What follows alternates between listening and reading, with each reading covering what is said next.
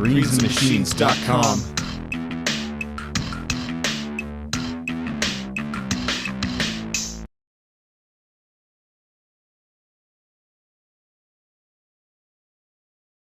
Folks, it's been several weeks since I last reported about the garden. This will be about weeks 8, 9, and 10.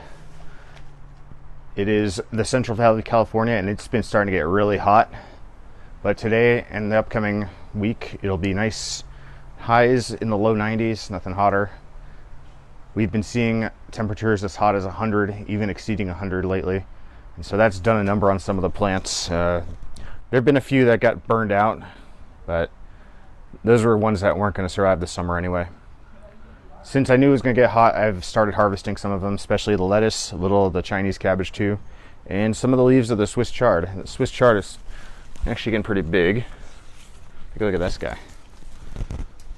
Oop, big leaves. So these are starting to come up. Additionally, the basil, I've got several basil plants here that are looking really nice. They're not quite big enough to propagate yet. Here, take a look. Look at these guys. Nice stems. We're getting longer. In regard to those basil plants, in about maybe a week or two, I can cut the stems so I can start propagating them. Basil's really easy to propagate. I've got a video about that. There'll be a link to a card in the upper right. You can check that out. I've experienced several channel plugs, namely in the top one with the spacer. And the cause of it is actually that gravel I've been using. The gravel floats, and at some point in time it can kind of seep out of the bottom of the net cup, and then a little piece of it, a little shard of it, got caught in it, the little tube. So I've had to yank the tube, remove the gravel, and then the water flowed again, but I've had to refill the reservoir because of that. So I'm thinking of a solution here.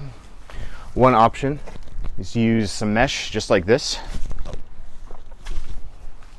Some nice fine mesh.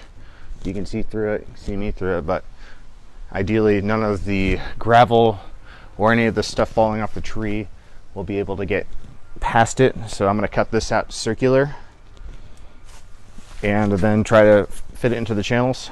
I got 3 sheets of this mesh for about 10 bucks. I'll put a link into the description. If you're going to try to implement something like this, I'll make a video about what I'm going to do. So I haven't cut anything yet. We'll get there soon.